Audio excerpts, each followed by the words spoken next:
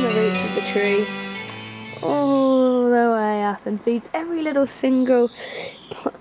single little branch and leaf on that tree.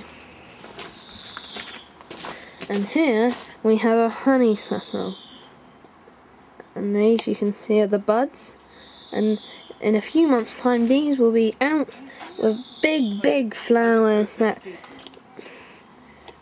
expose to about 2 inches wide. It's amazing, from a bud that size will explode into something that big.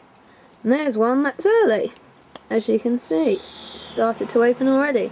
But when these are in full flower, they absolutely smell glorious. Oh look, there's a rose.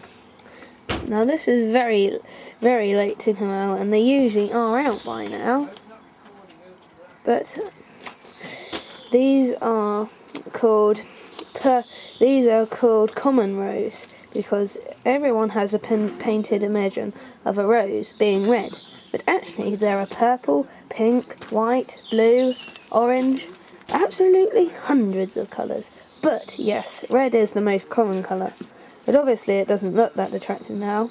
But when those flowers come out, it will look absolutely glorious. Round here we have a variegated holly. As you can see, it's quite like the ivy.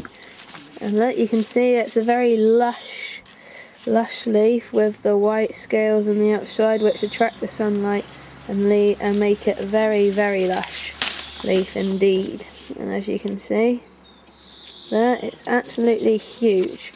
That's the size of it in my hand. They're very big leaves. These ones don't have so much berries on them, but they look a bit more attractive. But they are longer to grow. This tree is probably about 5 feet taller than the other one, but then this one probably took about 20 years to get to this height. So that's the difference in it. Now here, this is a Bailey's tree, which doesn't actually have any flowers, but these are and some of you may be familiar with the drink Bailey's, but these are what you put in the drink, and if you smell them, they smell quite sweet. But they're a bit early in the year. Once in the summer they will smell so sweet you'll never want to be rid of them. But no, these are known as shrubs. Bluebells, and most of these bluebells are blue, hence the name. But you actually get purple and white, so you get 2 more colours. And the blue ones are the most common colour, then the white, and then the purple. And these are thriving over here, and as you can see, and that's what the leaves look like before the flowers come out. Over there are some dead snowdrops. Sadly we've missed the snowdrop season, but they are kind of like the bluebells, but just a little bit smaller. Here we have a little glorious forget-me-not, which is a lovely name and a lovely English flower. You can see there's a few heads about. There's one, and there's one, sadly been tramped down, probably by a rabbit or something. But over here are some roses that are out in flower. Now look at that. Well, that's a rose, isn't it? And that as well. And you can see by the look of these are very lush leaves and have lots and lots of water coming into them every day. And as you can see there in my hand, there's a bud that hasn't come out.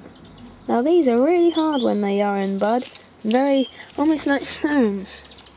And there's one that's just about to come out. That'll probably be out by tomorrow, and it will probably be looking like that tomorrow. And the next day it will probably look like that. Absolute stunning flower. As you can see over here, this is called a bearded bollybuddy. Now this is very rare, in fact.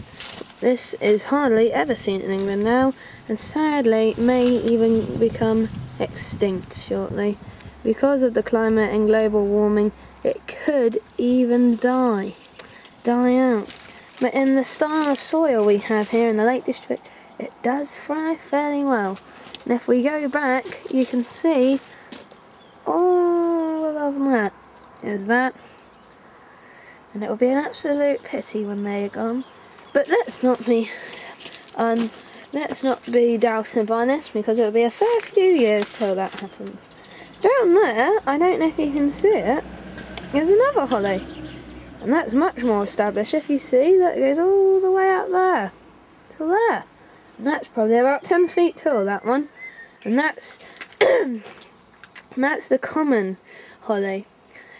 So that one probably took about 5 years to get like that. Hello.